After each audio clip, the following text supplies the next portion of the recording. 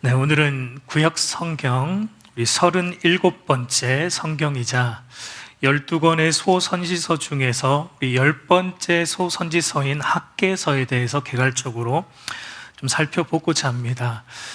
여러분, 이제 구약 성경이 3권을 남겨두고 있죠. 학개와 스가랴와 말라기입니다. 이 3권은 전부 시기적으로는 포로기 이후 시대를 다루고 있다라는 점에서 같다라고 볼 수 있는데, 이제 학개와 스가랴가 주전 한 520년경, 그러니까 포로 귀환한 백성들의 주요 과업이었던 성전 건축이 어떠한 일로 중단이 되죠. 근데 그 중단된 성전 재건을 다시 시작하라는 말씀을 이제 학개와 스가랴 선지자가 전했다면, 그로부터 한 100여 년이 지난 주전 430년경 유다의 신앙이 다시금 세속화되어 가고 하나님 말씀으로부터 멀어지는 상황에 이제 마지막 선지자인 말라기가 등장해서 다시금 참된 신앙을 회복할 것을 메시지를 전했다라고 볼 수 있습니다. 우리가 잘 알듯이 여러분, 유다는 주전 586년경 바벨론에 의해 멸망당하죠. 그리고 포로로 잡혀가고, 그때 또 예루살렘 성전, 하나님이 임재하시고 하나님이 통치하신다라는 것을 상징하는 예루살렘 성전도 처참하게 파괴되고 무너집니다. 그것은 여러분, 유다가 하나님을 버렸기 때문이죠.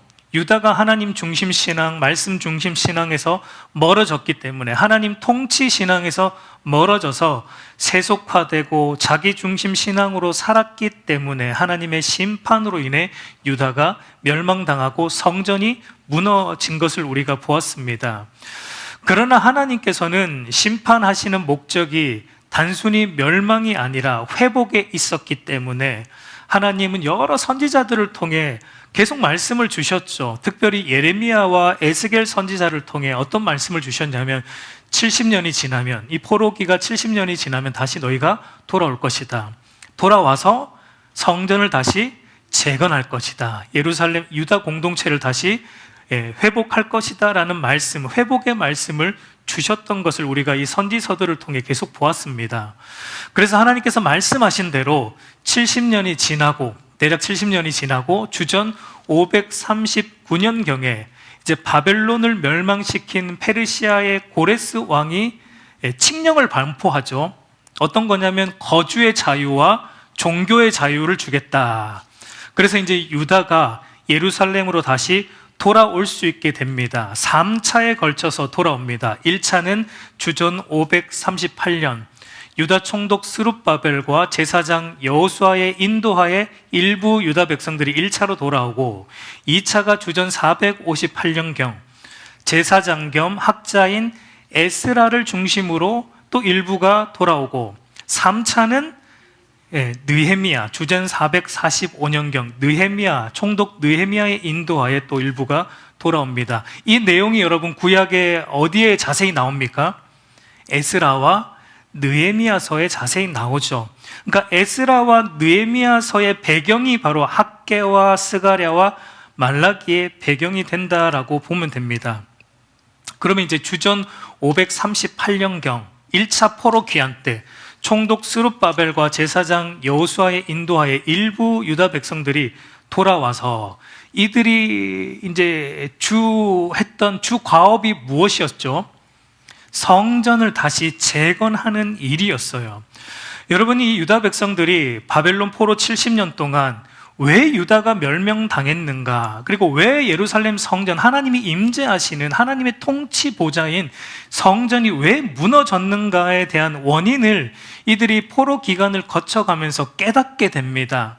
여러 선지자들이 예언했던 말씀을 다시금 상기하면서 왜 유다가 멸망당했고 왜 성전이 무너질 수밖에 없었는지를 이들이 깨닫게 되는데, 그 원인이 무엇임을 깨닫게 되죠. 바로 유다가 하나님 백성인 유다가 하나님 백성답지 못했기 때문에, 성전은 오로지 하나님이 임재하시는 곳이고 하나님을 섬기는 곳인데, 예루살렘 성전을 보니까, 에스겔이 본 환상을 보니까 예루살렘 성전에는 뭐가 가득합니까? 우상들이 가득합니다. 하나님만 섬겨야 될 성전이 온갖 우상 숭배로 가득한, 그러니까 더럽혀졌기 때문에 이 더 이상 성전으로서의 어떤 모습이 아니기 때문에 무너질 수밖에 없었다라는 것. 그것을 이제 이들이 포로 기간을 통해 깨닫게 되죠. 그래서 포로로 귀환한 이들에게 예루살렘 성전을 다시 재건한다라는 것은 단순히 건물을 다시 짓는 의미가 아니었어요. 이들에게 무너진 성전을 다시 재건한다라는 것은 성전이 진짜 의미하는 내용, 그것이 무엇입니까? 하나님이 우리 가운데 임재하시는 것, 우리 가운데 하나님이 우리의 왕으로서 우리를 다스리시고 통치하시는 그 삶, 그러니까 하나님 중심 삶, 말씀 중심의 삶을 다시 우리 유다 공동체 안에 회복시키고 바르게 세우는 의미가 성전을 재건하는 그 의미에 담겨 있었기 때문에 이 돌아온 유다 백성들에게 무너진 예루살렘 성전을 재건하는 일은 무엇보다 중요했고 가장 시급했던 과업이었다라고 볼 수 있습니다. 그래서 여러분 이 에스라 3장을 보면은 귀환한 유다 백성들이 한 마음으로 성전 재건하는 일을 이제 시작을 합니다. 근데 문제가 생기죠. 성전 재건이 순탄하지가 않습니다. 성전 재건을 시작하자마자 위기가 찾아오죠. 그 에스라 4장을 보면은 이제 대적자들이 등장을 해서 성전 짓는 것을 방해하는 것을 보게 되는데 그 방해 때문에 중단이 돼요. 언제까지 중단이 되느냐? 우리 에스라 4장 24절 한번 같이 읽어보겠습니다. 이에 예루살렘에서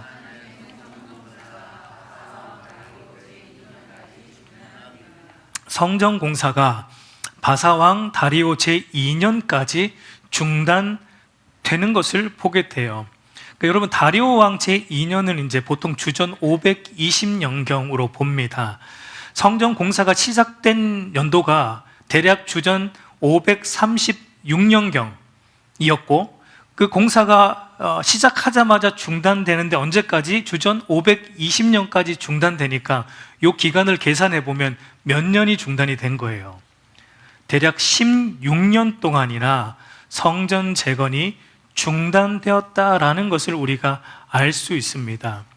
여러분 사마리아인들의 방해로 인해서 성전 재건이 막 중단되었을 때만 해도 유다 백성들은 이렇게 긴 기간 성전 공사가 중단될 것이다 라고는 예상하지는 못했을 겁니다. 아마 누구나 다 이렇게 예상했을 겁니다. 성전 재건이 대적자들의 방해로 잠시 중단되었지만 이제 우리가 곧 다시 시작할 것이다 라는 생각을 아마 다 했을 거예요. 근데 그 결과가 16년 동안 성전 재건이 중단되었다라는 것을 보게 됩니다. 여러분 여기서 우리가 한번 생각해 봐야 됩니다. 왜 이렇게 오랜 기간 중단이 되었을까? 왜 이렇게 오랜 기간 중단이 되었을까? 분명 중단된 것의 시작은 방해꾼들이 있었기 때문에 그래요. 사마리아인들의 방해가 있었기 때문인데, 근데 여러분 시간이 지나자마자 사마리아인들의 방해보다 더 큰 문제가 생기는데 그게 뭐냐면 유다 백성들 안에서 일어나는 이 영적 게으름, 영적 나태함이다라는 것을 보게 됩니다. 여러분 이들은 대적자들의 방해가 이렇게 거세기 때문에 지금 성전 재건하는 거 무리다, 잠시 중단했다가 이들의 방해가 조금 수그러들면 그때 다시 시작하자라는 생각으로 잠시 미루었는데, 여러분 그 잠시 미룬 게 몇 년이라고요? 16년. 여러분 우리 신앙생활도 마찬가지예요. 우리가 신앙생활 하는데 그냥 좀 잠시 지금 말고 다음에 하지, 성경 읽도 올해 말고 다음에 하지, 몇 년이요? 16년 걸립니다. 지금 안 하면 여러분 16년 걸려요. 내가 기도 생활을 좀 해야지, 다음부터 해야지. 몇 년 걸린다고요? 16년 걸려요. 내가 올해부터는 줄 성수를 열심히 하리라. 안 하면은, 그때 안 하면은 16년. 이게 여러분, 이게 신앙의 생활에 대적자들이 분명히 있어요. 사탄, 우리의 보이지 않는 우리 최고의 대적인 사탄이 저와 여러분들이 예배하고 기도하고 말씀 보는 그 일에 얼마나 우는 사자처럼 대적하고 있다라는 것을 우리는 늘 생각을 해야 됩니다. 그래서 잠시만 미뤄야지 하는 게 여러분 잠시로 안 끝나요. 다 경험해 보셨잖아요. 잠시만 내가 쉴게요 그랬던 게 여러분 16년 쉰다니까요. 목사님 제가 잠시 오래 쉬고요 내년부터 열심히 할게요. 16년 간다고요. 그러니까 잠시가 잠시로 안 끝난다라는 것을 우리가 기억해야 됩니다. 그러니까 그 잠시가 16년이 걸렸는데 그때 여러분 이런 배경 속에서 이제 하나님이 학개와 스가랴 선지자를 유다 백성들에게 보내십니다. 언제까지 그러고 있을래? 다시 성전 지어라 라는 말씀을 학개와 스가랴 선지자를 통해 주고 있는 것을 보게 됩니다. 여러분 그래서 학개서가 좀 독특한 점은 학개 선지자가 말씀을 받은 그 시기를 정확하게 우리에게 기록해 주고 있다라는 것인데, 우리 학개서 1장 1절을 보면 다리오 왕 제2년, 아까 우리 에스라서를 보았지만 성전이 공사가 중단된 그 시기이죠. 다리오 왕 제2년 여섯째 달 곧 그 달 초하루, 주전 520년 6월 1일에 첫 번째로 학개 선지자에게 하나님의 말씀이 임했습니다. 그리고 학개서 2장 1절을 보면 일곱째 달 똑같은 해 주전 520년 7월 21일에 두 번째로 학개에게 또 하나님의 말씀이 임합니다. 그리고 학개서 2장 10절을 보면 다리오 왕 제2년 아홉째 달 24일, 그러니까 주전 520년 9월 24일에 세 번째로 하나님 말씀이 또 학개에게 임합니다.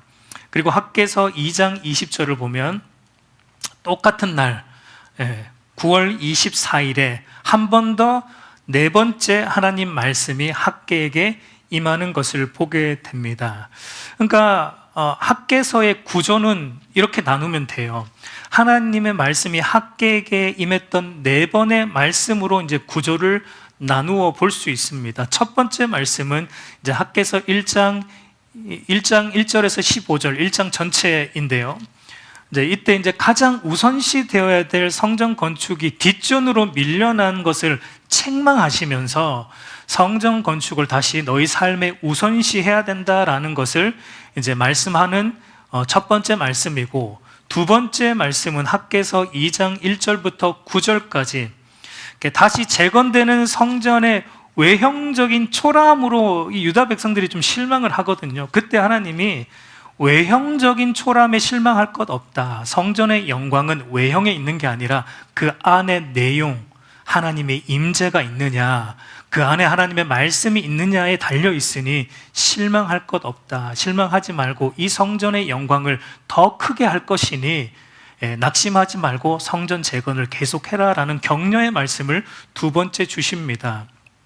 그리고 세 번째는 학개서 2장 10절에서 19절 말씀으로 이제 성전 건축한 지 한 달 정도가 지나갑니다. 근데 이제 이들의 삶이 변변치 않았던 것 같아요. 뒤에서 조금 더 자세히 말씀드리겠지만, 그래서 하나님은 세 번째로 어떤 말씀을 주시느냐, 너희의 삶이 거룩하지 않는데 성전 짓는다고 의미 없다.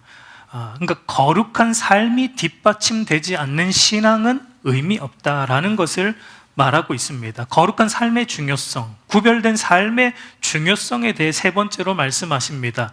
네 번째는 이제 학개서 2장 20절로 23절인데, 네 번째 말씀은 이제 스룹바벨을 통해 무너진 예루살렘 성전을 재건하였듯이 장차 이제 미래적인 얘기를 하십니다. 장차 유다 지파, 스룹바벨이 유다 지파 사람이거든요. 그러니까 유다 지파 스룹바벨의 후손으로 오실 누구? 예수 그리스도를 통해 진짜 성전을 내가 짓겠다. 스룹바벨의 후손으로 올 그 유다 지파 다윗의 자손으로 올 예수 그리스도를 통해 내가 진짜 성전, 하나님의 임재와 하나님의 통치가 온전히 회복될 참 성전을 지어 너희에게 줄 것이다 라는 어떤 그 메시아에 대한 예언을 하는 게 마지막 네 번째 내용입니다. 우리가 차례대로 조금 살펴보면 첫 번째 메시지에 제가 조금 더 시간을 드릴 거고요. 두 번째, 세 번째, 네 번째는 좀 간략하게 보도록 하겠습니다. 첫 번째 메시지는 이제 학개 1장 1절부터 15절까지로 중단된 성전 재건을 다시 시작하라는 내용입니다. 앞에서 말씀드렸지만 성전 중단된 주 원인은 방해꾼들, 사마리아인들 때문에. 그런데 여러분, 시간이 갈수록 더 큰 방해 요인은 지금은 여호와의 전을 건축할 시기가 이르지 아니하였다라는 백성들의 영적 게으름과 나태함이었다라는 것을 보게 돼요. 우리 학개 1장 2절 한번 읽어보겠습니다. 이 백성이 말하기를, 지금 이스라엘 백성들, 유다 백성들, 돌아온 유다 백성들이 하는 말이 뭐냐면 지금은 성전 건축할 시기가 아니다라는 얘기를 하고 있는 겁니다. 그런데 이들이 지금 뭐에는 열심히 하고 있는가? 지금은 성전 짓기 좋은 시기가 아니다라고 말을 하고 있는데, 그런데 지금 뭐는 열심히 하고 있는가? 무엇에 열심을 들이고 있는지를 한번 보면은 우리 학개 1장 4절도 한번 읽어볼게요. 이 성전이 황폐하였거늘 너희가 이때에 판벽한 집에 거주하는 것이 옳으냐. 그러니까 지금 뭐에는 열심을 내고 있어요. 자기들 집 짓는데, 자기들 집을 판벽하게 하는데, 자기들 집을 평수 늘리고 꾸미고, 그러니까 먹고 사는 그 일을 하는 데는 굉장히 열심을 냅니다. 지금은 뭐 할 시기라는 거예요. 성전 건축할 시기는 아니지만 지금은 우리 집을 지어야 될 시기고 우리 먹고 사는 일에 치중해야 된다라는, 그렇게 이제 살아가고 있다라는 것을 하나님이 말씀하고 있는 거예요.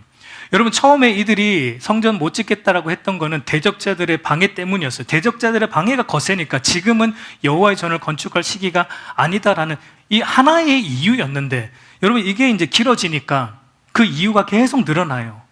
그러니까 그 이유가 계속 늘어나요. 그러니까 내가 살 집을 먼저 장만해야 되니까 지금은 여호와의 전을 못 짓는다.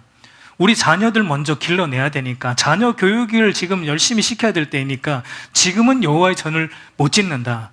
지금 먹고 사는 일이 더 시급하니까 지금 여호와의 전을 건축하는 시기가 이르지 아니하였다라고 계속 핑계거리가 늘어납니다. 그러니까 성전 건축은 뒷전이고 그냥 먹고 사는 이 일에 모든 관심을 두고 살아가고 있는 거예요. 여러분, 먼저 여기서 한번 확실히 좀 짚고 넘어가야 될 것. 여기서 말하는 성전 건축은 무엇을 의미합니까? 여기서 말하는 성전 건축은 건물로서의 교회 건축을 의미하지는 않아요. 어떤 목사님들이 이 말씀 가지고 교회 건축하자는데 자꾸 뭐 이렇게 얘기하는 분들이 있는데 그런 의미는 아니에요. 여기서 말하는 성전 건축은 건물로서의 교회를 건축하자는 의미가 아니라 바로 성전된 우리 자신의 신앙을 바르게 세우자는 의미로 우리는 적용을 해야 됩니다. 고린도전서 3장 16절 한번 읽어볼게요. 너희는 너희가 하나님의 성전인 것과 하나님의 성령이 너희 안에 계시는 것을 알지 못하느냐. 그러니까 성전은 여러분, 저번에 이승구 교수님께서 말씀해 주셨지만 이 건물이 아니라 바로 우리가 예수 그리스도를 믿고 성령이 내주하는 성도들이, 우리가 교회요, 우리가 성전이다라는 겁니다. 그러니까 여러분, 성전을 건축해라라는 하나님의 이 말씀은 사실상 오늘 우리에게 어떤 의미냐면 성전된 우리 자신의 신앙과 삶을 하나님 중심으로, 말씀 중심으로, 교회 중심으로 바르게 세워가는 일에 너희가 열심을 들여야 된다라는 의미로 우리가 적용을 해야 되는 겁니다. 그러니까 여러분, 그런 의미로 우리가 학개서 말씀을 보면은 지금 이 말씀을 우리가 어떻게 받아들여야 되냐면 성전인 우리 자신을, 우리의 신앙과 삶을 하나님 중심으로, 말씀 중심으로, 그리고 교회 중심으로 세워가는 일에 우리가 많은 관심은 가지지 않는데, 그리고 그 일에 우리가 별로 투자도 하지 않는데, 그 일에 우리가 많은 시간을 들이지 않는데, 우리가 그저 이 땅에서 먹고 사는 일, 우리 자식들 키우는 일, 자녀 교육하는 일, 우리 집을 판벽하게 짓는 일, 돈 버는 일, 이런 일 하지 말라는 게 아니에요. 그러니까 우선순위의 문제를 말하는 겁니다. 우리의 우선순위는 우리의 신앙을, 성전인 우리 자신을 바르게 세워가는 게 우선시 돼야 되는데, 그거는 항상 뒷전이고 항상 우리가 앞에 놓이는 것은 먹고 사는 일, 자식 교육, 우리 집 평수 늘리는 일, 돈 버는 일, 이런 일 때문에 내가 우리 신앙은 조금 다음 기회에 하는 것 하나님이 그거를 지금 책망하고 계신 겁니다. 유다 백성들에게도 그런 의미인 거예요. 그래서 하나님은 학개서 1장 5절과 7절에서 뭘 살피라고 말합니까? 너희의 행위를 살피라라고 하나님은 말씀합니다. 그러니까 여러분, 유다 백성들도 오늘 우리와 똑같아요. 유다 백성들도 입술로는 전부 어떻게 말하고 있어요. 입술로는 우리가 하나님 중심으로 살아갑니다. 말씀 중심으로 살아갑니다. 교회 중심으로 우리는 살아갑니다 라고 말하는데 행위는 그렇지 않다라는 겁니다. 너희 행위는 하나님 중심이 아니고 말씀 중심이 아니고 교회 중심이 아니다라는 거예요. 뭘 보니까? 행위를 보니까. 왜냐하면 행위로는 지금 성전 건축이 뒷전이기 때문에. 여러분, 그 사람의 신앙과 삶의 우선순위가 어디에 있는지는 무엇을 보면 안다라는 겁니까? 그 사람의 행동 거지, 그 사람의 행위를 보면 안다라고 말씀하고 있는 겁니다. 여러분, 주님께서 마태복음 6장 21절에 내 보물이 있는 그곳에는 내 마음도 있느니라. 그러니까 여러분, 우리의 마음이 어디에 있는지를 알려면 우리가 뭘 보면 됩니까? 우리의 보물이 어디에 쓰이고 있는지 보면 돼요. 우리의 보물, 우리의 물질, 우리의 시간, 우리의 어떤 건강, 우리의 어떤 에너지들을 어느 쪽에 더 많이 쓰고 있는지를 보면 됩니다. 거기에 우리의 우선순위가 있다. 우리의 마음도 있다라는 겁니다. 오늘 저와 여러분의 보물이 있는 곳이 어디일까요?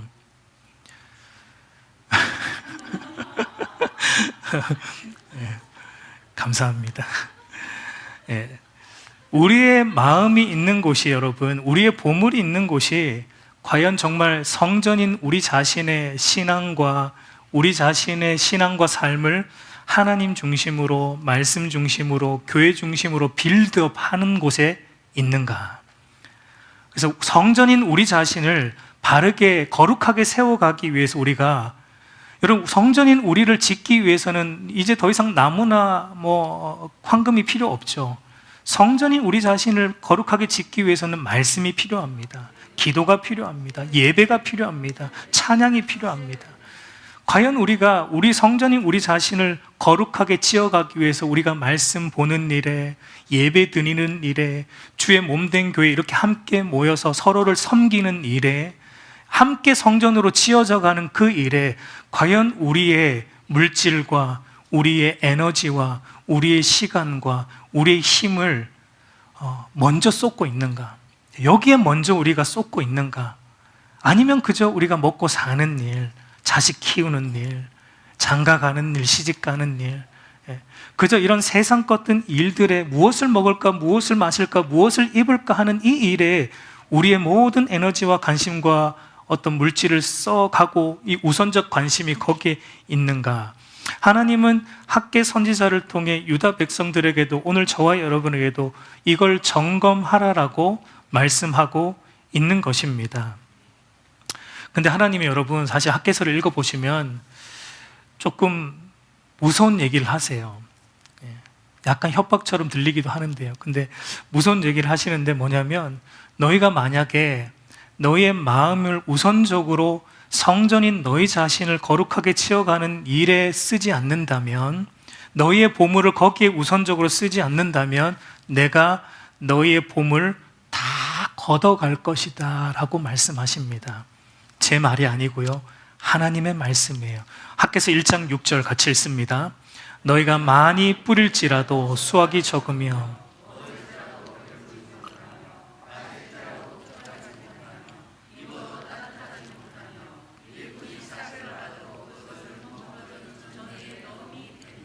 10절, 11절도 같이 읽습니다. 그러므로 새 포도주와 기름과 땅의 모든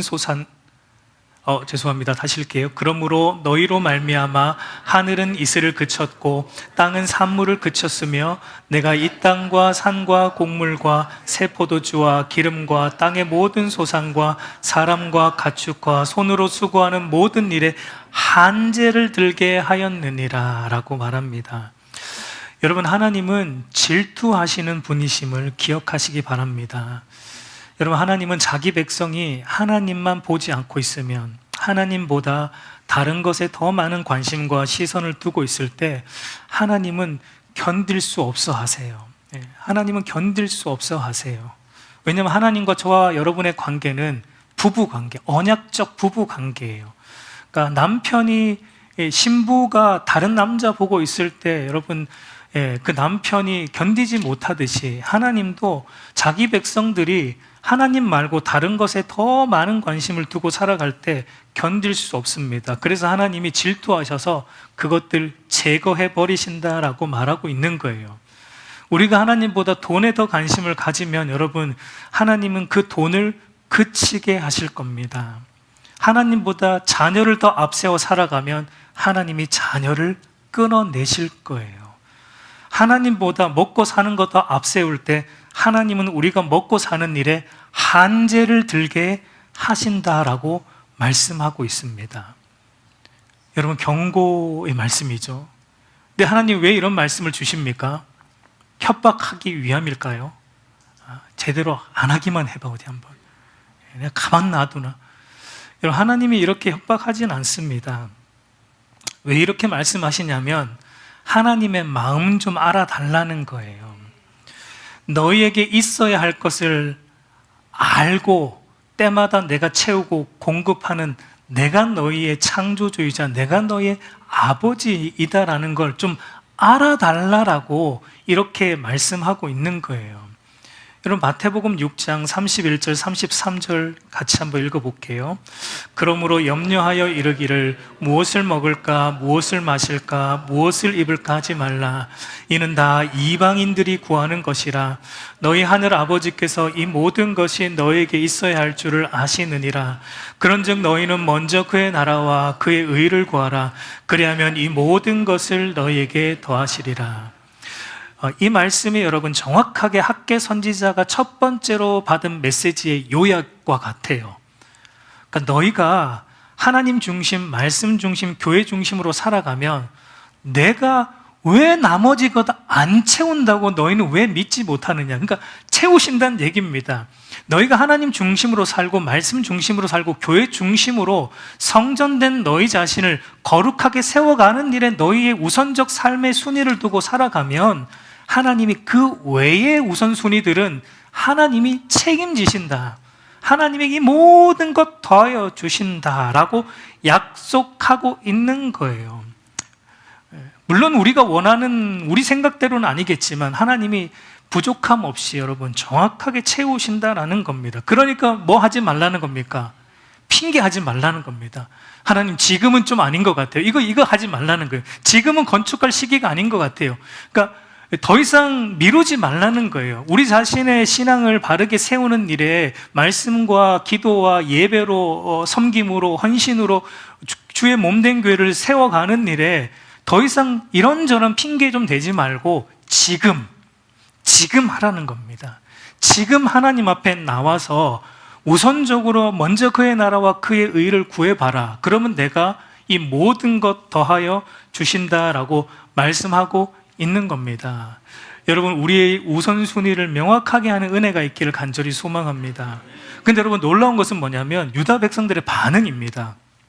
학개서 우리 1장 12절을 보면 학개 선지자의 말을 듣는 유다 백성들이 다 듣고 여호와를 경외함으로 순종했고, 그 결과 1장 14절을 보면 16년 동안 중단되었던 성전 건축이 다시 시작되는 것을 보게 됩니다.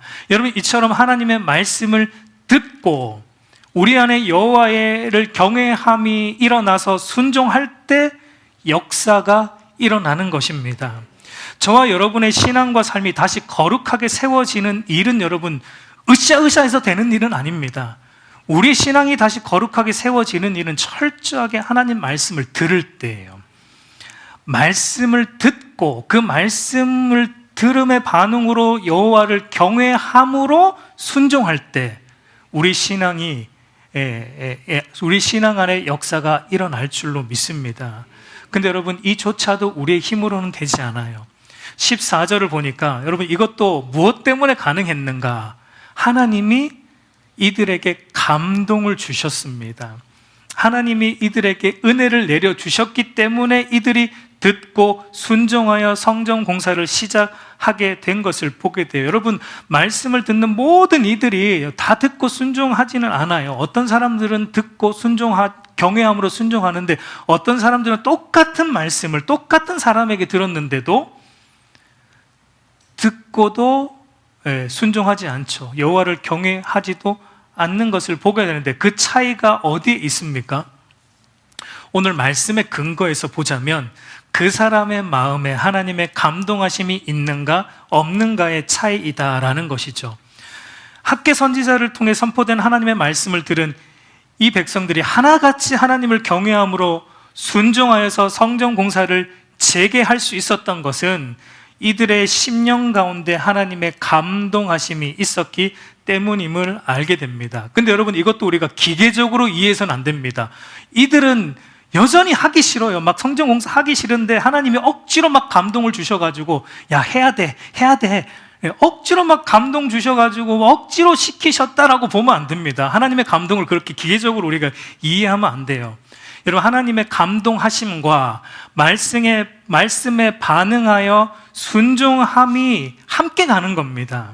왜냐하면 여러분, 하나님의 은혜는 누구에게 주어집니까? 사모하는 자에게 주어지고 갈망하는 자에게 주어집니다. 하나님을 간절히 찾는 자에게 하나님은 당신을 나타내어 주시는 거예요. 하나님이 천국 가기 싫은 사람에게 억지로 야, 천국 되게 좋아, 네가 생각하는 것보다 엄청 좋거든, 제발 좀 와줘라, 하나님이 이렇게 구걸하지 않아요. 천국은 여러분, 자원하는 심령 가운데 침노하는 자에게 주어지는 게 천국이에요. 그러니까 천국은 정말 은혜를 갈망하는 사람들에게 하나님이 은혜로 주시는 거예요. 그러니까 전적인 은혜이지만 또 한편으로는 갈망하는 자에게 주어지는 것입니다. 이 놀라운 기독교의 신비입니다. 그리고 또한 하나님의 감동하심이 있어야 하는 것은 우리의 힘과 의지로만 성전 공사, 주의 일을 감당할 수 없기 때문이에요. 그래서 여러분, 학개 선지자와 같은 시대에 활동했던 스가랴 선지자는 이런 말씀을 합니다. 스가랴 4장 6절 우리 한번 같이 읽어볼게요. 그가 내게 대답하여 이르되,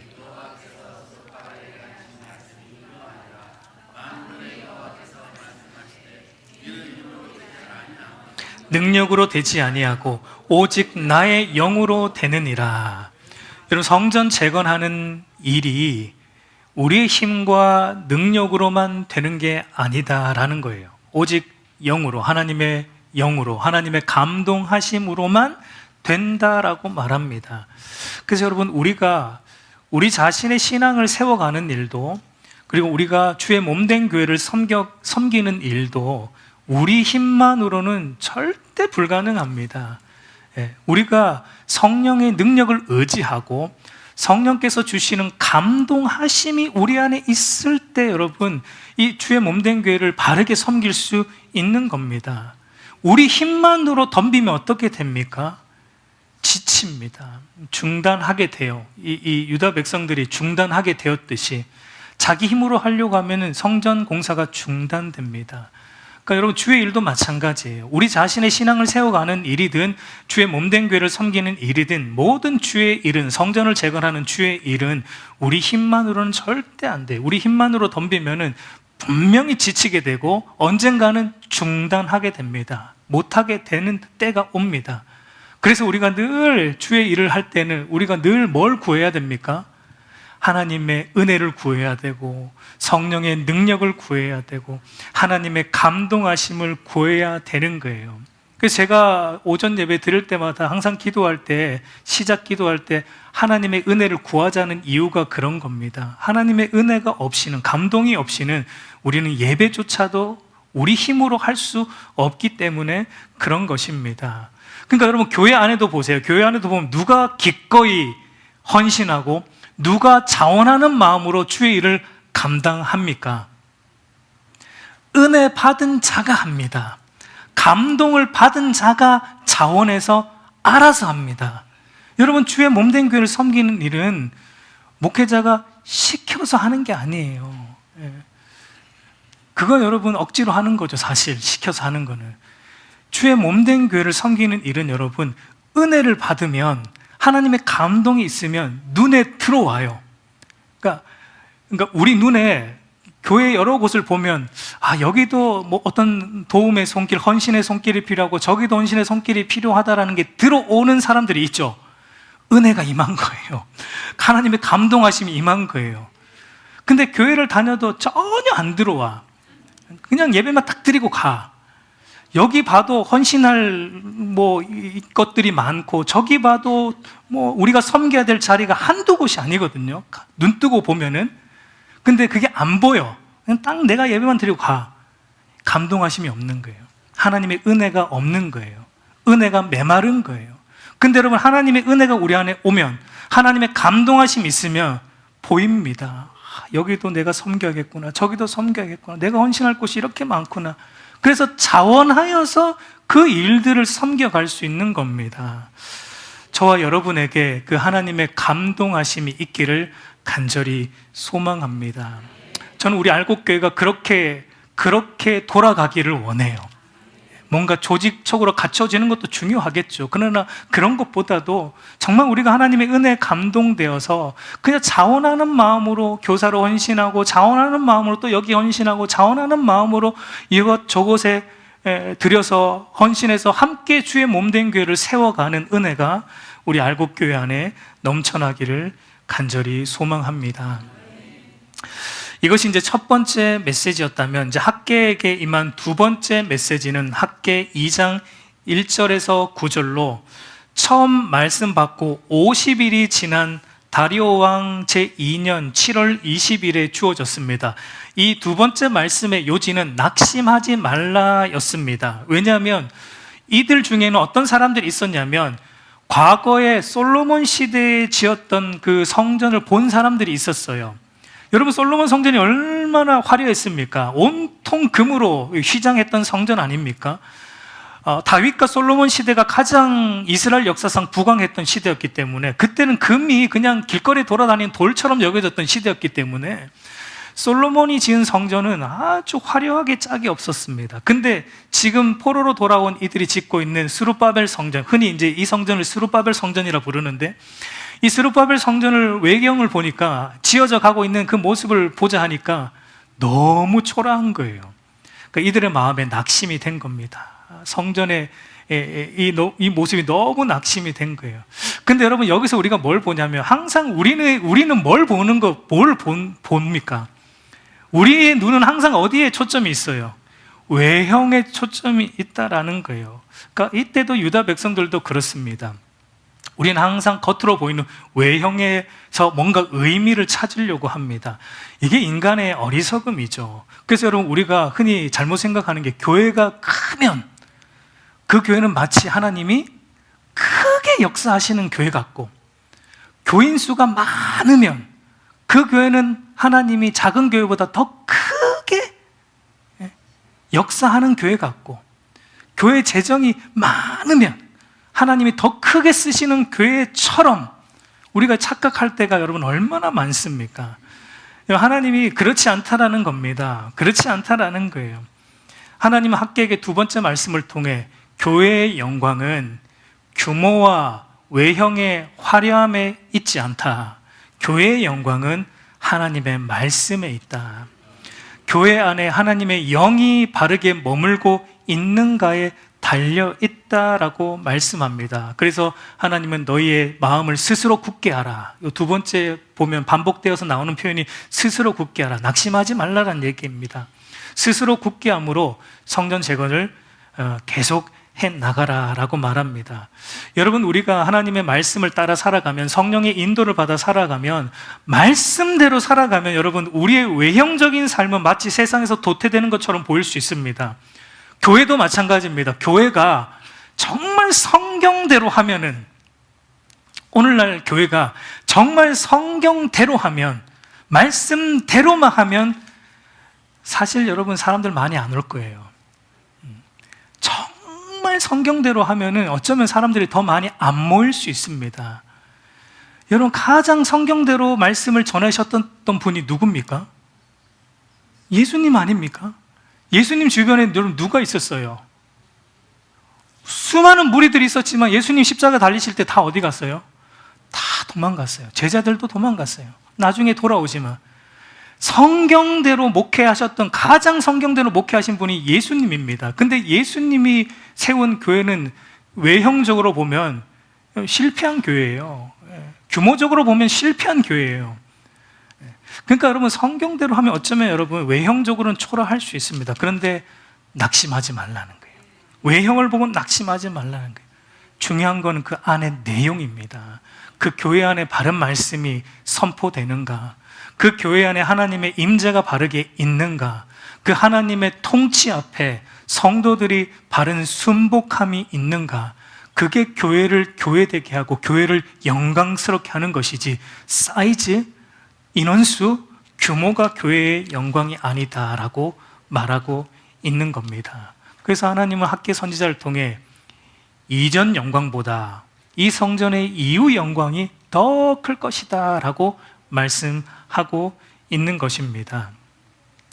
그리고 이제 세 번째 말씀은 이제 학개서 2장 10절과 19절로 성전 건축을 재개한 지 한 3개월이 지난 다리오 왕 2년 9월 24일에 세 번째 말씀이 임합니다. 이 세 번째 말씀의 요지는 거룩한 삶이 뒷받침되지 않는 신앙은 의미 없다예요. 하나님은 이제 학계 선지자를 통해 거룩의 법칙에 대해 질문을 하십니다. 그러니까 거룩한 물건에 부정한 것이 접촉을 하면 어떻게 되느냐라는 질문을 하십니다. 답은 거룩한 것이 도리어 부정하게 된다입니다. 그러니까 거룩은 여러분 잘 전달이 안 되는데 부정함은 쉽게 전달된다라는 의미이죠. 그러면서 하나님이 그 다음에 충격적인 말씀을 하시는데, 학개서 2장 14절 우리 한번 같이 보겠습니다. 내 앞에서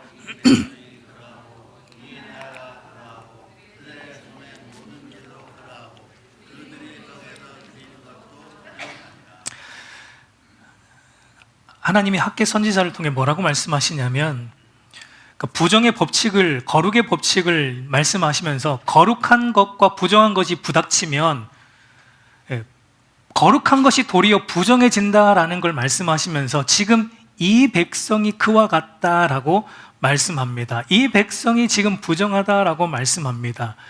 여러분, 지금 유다 백성들이 뭘 열심히 하고 있는 상황이죠? 지금 성전을 열심히 재건하고 있는 상황 속에 있습니다.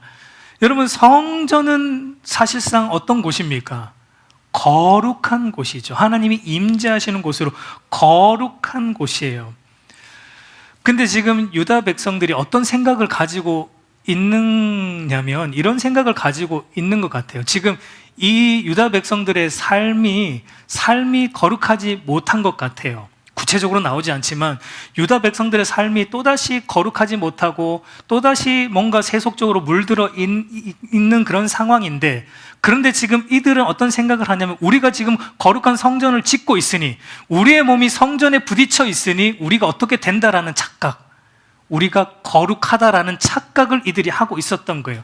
그러니까 우리 삶은 거룩하지 않은데 그래도 내가 성전을 짓고 있으니 나는 거룩하다라는 착각에 빠져 있는 백성들에게 하나님은 아니다, 너희 때문에 이 성전도 더러워진다, 너희가 부정하니까 이 성전도 부정해진다라고 하나님은 너희의 삶이 거룩해야지 성전도 거룩한 거지, 너희가 부정하면 너희가 들어오는 성전도 부정하다라고 하나님은 거룩하지 못한 이들의 삶을 책망하고 있는 겁니다.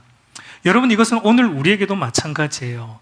그러니까 여러분, 우리가 한 주간의 삶을 돌아보면 우리가 한 주간의 삶이 거룩하지 못하고 한 주간에 우리의 삶이 구별되지 못하였는데, 물론 완벽하게 우리는 못하죠. 그러나 우리가 하나님 백성으로서 거룩하게 살아가려고 어떤 신앙의 백성다움의 어떤 몸부림이 없었고 어떤 구별됨의 모습은 없었는데, 그런데 우리가 교회에 또 주일이 되어서 또 교회 내가 나왔으니, 교회 예배 참석했으니, 내가 교회 일을 하고 있으니, 내가 무엇으로 봉사하고 헌신하고 있으니 나는 거룩하다, 나는 여전히 하나님의 거룩한 백성이다 라는 생각은 잘못되었다라는 것을 말씀하고 있는 겁니다.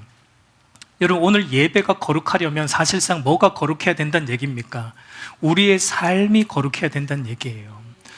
우리 오늘의 예배가 하나님 앞에 거룩하게 올려지려면 사실상 우리 한 주간의 삶이 하나님 앞에 거룩하고 구별된 삶을 살아가야지만 우리의 예배가 거룩하다라는 것을 말씀하고 있는 것입니다. 그러할 때 학개서 2장 19절에서 말하듯이 그러할 때 하나님이 뭘 약속하신다라고 말합니까?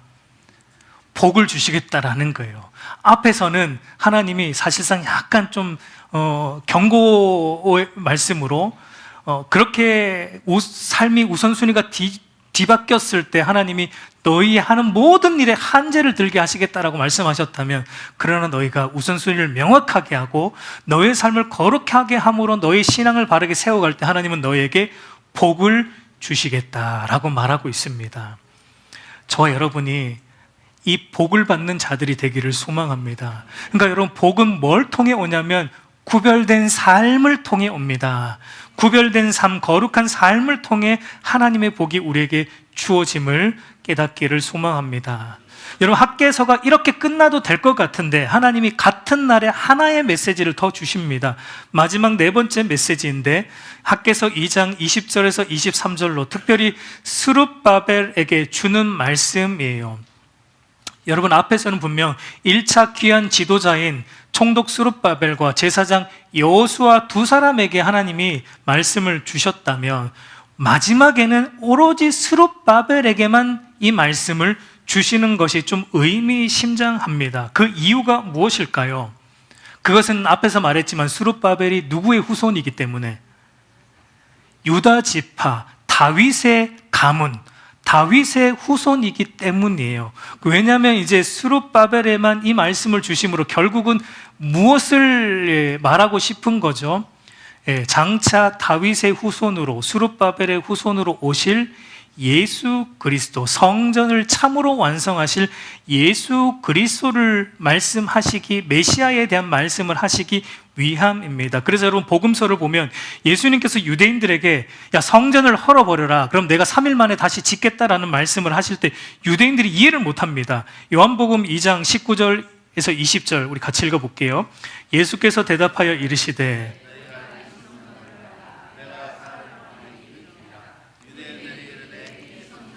46년 동안 지었거늘 내가 3일 동안에 일으키겠느냐 하더라. 여러분, 여기서 말하는 이 성전은 헤롯이, 그 당시 유대 땅을 다스리던 헤롯이 유대인들의 환심을 사기 위해서 성전을 다시 화려하게 짓고 있는데, 이 46년 동안 지었는데도 아직 완성이 안 된 상태예요. 근데 46년 동안 짓고 있는 성전을 예수님이 유대인들에게 헐어버려라, 그럼 내가 3일 만에 다시 세우겠다라는 말씀을 하시니까 이해를 못합니다. 예수님의 의도가 무엇이었죠? 우리 21절, 요한복음 2장 21절 같이 읽겠습니다. 그러나 예수는 성전된 자기 육체를 가리켜 말씀하신 것이라. 그러니까 예수님은 건물로서 성전을 말씀하신 것이 아니라 바로 하나님의 임재를 상징하는 성전의 진짜 의미, 임마누엘이신 예수님 당신을 가리켜 말씀하신 것을 보게 되죠. 그래서 예수님이 십자가에 죽으시고 사흘 만에, 3일 만에 부활하심으로써 하나님이 임재하시는 성전됨의 의미, 임마누엘이 온전히 성취가 되었고, 그리고 그 예수 그리스도를 믿는 모든 자들 안에 성령을 보내어 주심으로 이제 영원히 떠나지 않고, 하나님의 임재가 영원히 떠나지 않는 우리 자신을 성전으로 삼아 주심을 의미하고 있는 말씀이죠. 이것이 장차 이 스룹바벨의 올 후손이신 예수님을 통해 이루실 성전의 완성입니다. 그러니까 궁극적으로 성전의 실체이신 주님이 재림하실 때, 더 나아가서 이제 주님 재림하실 때, 그래서 학개 선지자의 표현을 보면 이런 표현들이 나옵니다. 하나님께서 하늘과 땅을 진동시키시고, 이런 표현들이 학개서에 나옵니다. 이런 표현들은 보통 주님의 재림을 이제 묘사하는 표현입니다.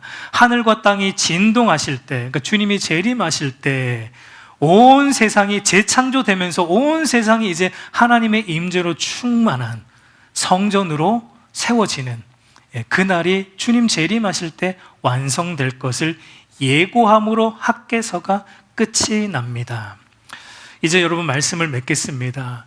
중단된 성전 건축을 독려하는 학개서는 오늘 우리의 삶의 우선순위를 살필 것을 촉구하는 말씀이에요. 우리의 삶의 가장 우선순위는 성전된 우리 자신을 거룩하게 세워가는 일인 줄 믿습니다.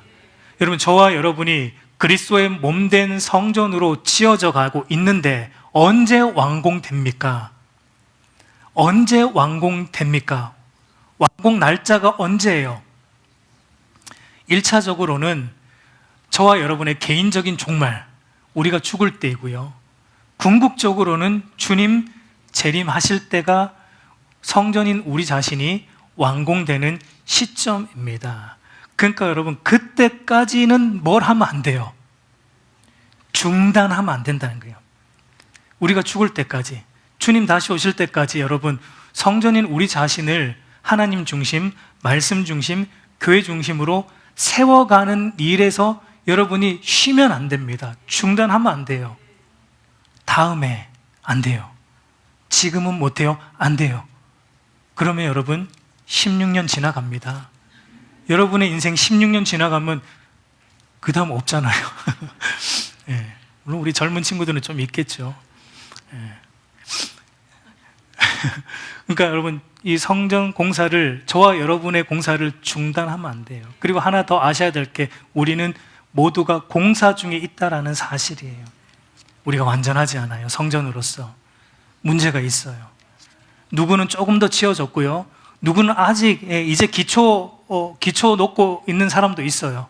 그러니까 여러분, 다 똑같지가 않아요. 교회 안에 누구는 조금 더 많이 지어졌고 좀 덜 지어진 사람도 있고, 우리가 다 똑같지 않으니까 누군가의 좀 부족한 모습이 보일 때 여러분, 아직 공사 중이구나, 지어져 가고 있구나, 이렇게 여러분 우리가 서로 이해하고 또 서로 좀 도와가고 서로 함께 지어져 가는 은혜가 있기를 소망합니다.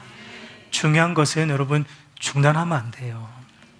신앙에 방학을 하면 안 돼요. 여러분, 방학하신 분들 많잖아요. 근데 안 돌아오잖아요. 지금 16년 지나면 돌아올지 모르겠지만 지금 방학하신 분들 중에 태반이 지금 안 돌아오고 있잖아요.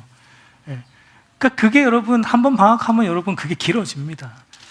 그러니까 절대 여러분 중단하지 마십시오. 어떤 일이 있더라도, 어떤 방해가 있더라도 대적자들의 방해는 늘 있기 마련이, 없는 순간 없습니다. 사탄은 늘 방해합니다. 그러니까 여러분, 방해는 늘 있기 때문에 있더라도 계속 하세요.